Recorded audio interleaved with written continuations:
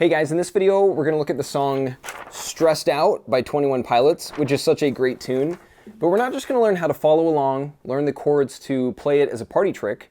We're gonna dive a lot deeper using the lens of music theory to really understand how Tyler Joseph composed this song, composed the chord progression to make sweet, sweet music. And we're gonna do it on both the guitar and the piano, starting with the piano first. The song starts with the intro section, and actually these same chords are used in the intro, the pre-chorus, the interlude, the verse, and the outro. So once you know these three chords, you've learned a lot of the song. It's F major, so with the right hand that's F, A, and C, or F major in the second inversion. With the left hand that's 2 octaves of F, and then it goes to D minor, or with the right hand D, F, and A, D minor in the root position, 2 octaves of D with the left hand, and then to A minor, A, C, and E, or A minor in the first inversion, 2 octaves of A with the left hand. So it's, I wish I found some better sounds no one's ever heard. I wish I had a better voice and sang some better words. I wish I found some chords in an order that is new. I wish I didn't have to rhyme every time I sang. So that's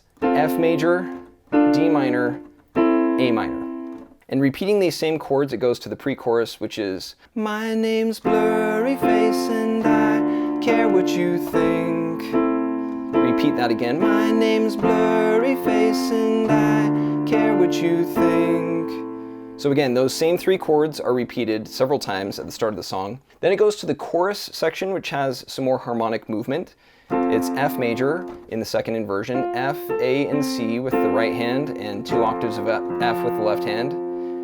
So, wish we could turn back time. That second chord is E, G, and B, or E minor in the second inversion, 2 octaves of E with the left hand. To A minor, to the good old. So A, C, and E, or A minor in the first inversion, 2 octaves of A with the left hand. Good old days, back to E minor in the second inversion. So it's A minor, first inversion, mama, so G major, G, B, and D in the second inversion, G major, 2 octaves of G with the left hand.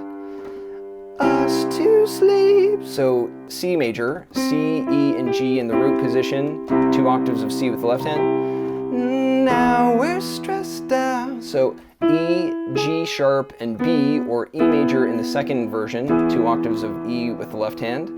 And then we repeat that progression of A minor to G major to C major to E major, again A minor to G major to C major to E major.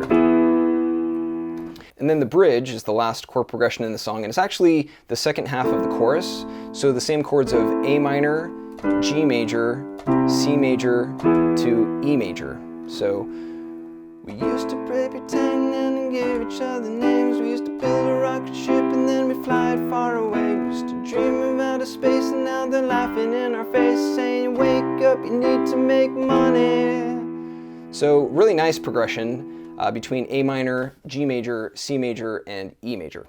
All right, so this is how you play the chords on the piano, and we haven't really gotten into the theory yet. We're still just learning how to play these chords. And the next step is to see how to play these chords on the guitar. On the guitar, the chord progression in the intro, pre-chorus, interlude, verse, and outro is again F major, D minor, and A minor, but of course it's a different instrument, so the notes are laid out a different way, but same notes. So we've got F, A, and C for F major. D minor is D, F, and A with an open 4th string for D minor. Then A, C, and E with an open 5th string for A minor, but repeating those chords. My name's Blurry Face and I care what you think. F major to D minor to A minor. We repeat that chord progression several times. And then we go into the chorus, which is F major, again, F, A, and C for F major. And then E minor, so E, G, and B. A minor, A, C, and E.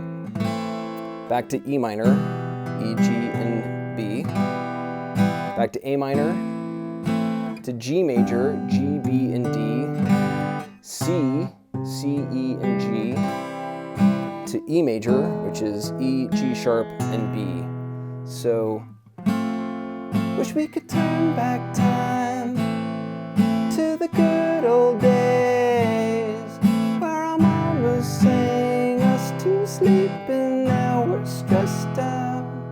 And then again goes back into A minor to G major, to C major, to E major, A minor, G major, C major, to E major. And then the bridge section, again, is that same chord progression of A minor to G major, to C major, to E major, A minor to G major, to C major, to E major, repeating that same chord progression.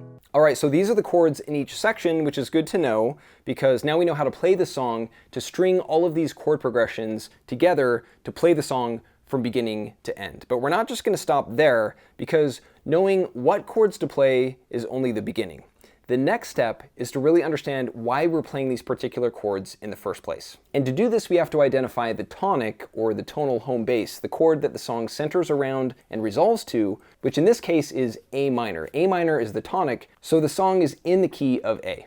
To understand the song, knowing the key is important, but to really understand how all of these chords fit together, the next step is to see which mode the song was written in. Stressed Out could have been written in any of the 7 modes. These are the chords as they appear in order in the song, and these chords could have come from any of these modes, and knowing the mode it's in will tell us more about how all of these harmonies are used in the song, which we can figure out through a process of elimination. Now, because Stressed Out is in the key of A minor is the tonic, let's start out with the A minor scale along the top here to get our bearings, which is A, B, C, D, E, F, G, A. These are the notes of the A minor scale. A is 1, B is 2, C is flat 3, and so on. So using this pattern as a reference point, let's see where the chords of the song are positioned within the key of A minor. A minor is the 1 chord, so that goes here. F is the flat 6 chord, so it's in this position. D minor is the 4 chord, so it goes here, and so on for each chord in this song. Now, because A minor is the tonic, or the 1 chord, and it's minor, that means that A minor is a minor 1 chord, which narrows it down to the Dorian mode, the Phrygian mode, or the Aeolian mode so far. And then the C major chord is the flat major 3, which appears again in the Dorian, Phrygian, and Aeolian modes, so the song could be in any of these 3 modes still. D minor is a minor 4 chord, which is in Phrygian, Aeolian, and Locrian, so that narrows it down to the Phrygian or Aeolian mode so far because all 3 of those chords are in these 2 modes. Then E minor is the minor 5 chord, which is in Dorian, Mixolydian, and Aeolian, so Aeolian is the only mode with all 4 chords, so it appears as though the song is in Aeolian, but let's keep going to make sure that's the case. And then F major is the flat major 6, which is in the Phrygian, Aeolian, and Locrian modes, and that too is in the Aeolian mode, so all these chords are in Aeolian so far. And then G major is in Dorian, Mixolydian, and Aeolian, and again, Aeolian has the minor 1, flat major 3, minor 4, minor 5, flat major 6, and flat major 7. But what about this E major chord? Where does that chord come from? E, or the major 5 chord, comes from the harmonic minor. So most of the song is in Aeolian with a borrowed 5 from harmonic minor. All right, so now we know where these chords came from. That Stressed Out was written in Aeolian with a borrowed major 5 from the harmonic minor. I know that sounds totally nerdy, and it is, but that's really the music theory at play. And while it's nice to know where these chords came from, really the next question is, how did Tyler Joseph arrange these chords as he did? Why did he arrange the chords in this particular order in these chord progressions? Well, part of it has to do with the way that the chords support and follow the melody, and it's a really cool melody. But another big part of it is how the chords are guided by the theory of harmony. So to explain, let's start with the circle of fifths. This fundamental pattern illustrates how all notes and chords are connected to each other in music, which we can visualize with the color wheel. And when we focus on just these 12 notes and then rearrange them into the chromatic scale, which is the pattern of notes as they appear on instruments, unwinding them into a linear format like this, we can pick out the Aeolian mode. And by combining every other note in this pattern using tertian intervals, or intervals of major thirds and minor thirds, 7 chords are formed, which make a string of harmonies that we can wrap into a loop of harmonic space like this, to then better understand how the song was written. These are the same 7 chords of Aeolian but wrapped into a loop of harmonic space, all arranged by tertian intervals. Minor 1 is the A minor chord made from notes A, C, and E. Flat major 3 is the C major chord, C, E, and G. Minor 5 is the E minor chord. Flat major 7 is the G major chord. The diminished 2 chord is B diminished. Minor 4 is D minor. Flat major 6 is F major, and then back to minor 1, A minor, notes A, C, and E. And while each chord is built from a combination of notes, we could represent each harmony by its root note, like the minor 1 chord, A minor, which is shown simply by the A note. In this way, we can picture different chord progressions by moving through their respective root notes. And in the intro, pre-chorus, interlude, verse, and outro, the chord progression begins at F major, the flat major 6, moves up to D minor, the minor 4, then goes to A minor, the minor 1, and then loops through those same chords again and again. And then the chorus has more harmonic movement, although it's not as crazy as it might seem. It starts at F major, the flat major 6, moves up to E minor, the minor 5, then down to A minor, minor 1, back to E minor, the minor 5, again to A minor, the minor 1, then up to G major, the flat major 7, down to C major, the flat major 3, up to E major, the major 5, which is a borrowed chord from the harmonic minor, back to A minor, the minor 1, and then it loops again to G major, C major, E major, and again to A minor, going through that chord progression a couple of times.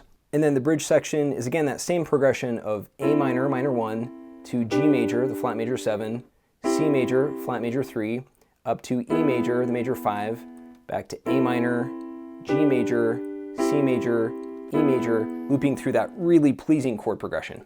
So this is how these chord progressions flow through harmonic space, which gives you some extra insight into how the song was composed through the lens of music theory. Now, to help you really get a feel for the structure of the song, I'm going to show a couple of diagrams next that you can use to pause the video, take a screenshot of each, and then refer to them at your own pace as you dive into this song. This first one shows at the top all of the sections in this song laid out from left to right. Then below that is the chord progression in verse 1, which is really just the same chord progression with a couple of extra measures, or bars. And then this diagram shows the chord progression in verse 2 in the outro. Below that is the chord progression in the chorus, and below that is the chord progression in the bridge section. So Tyler Joseph wrote this song in A Aeolian with a borrowed major 5 from the harmonic minor. Let YouTube know if you think this is a good one and join the conversation below. If you want to know more about what I'm doing, my home on the internet is mycolormusic.com. That is my hub. YouTube is currently my favorite, but when I'm not here, you can find me at Instagram at MikeGeorge360. And that is it. Thank you for watching, and I'll see you in the next video.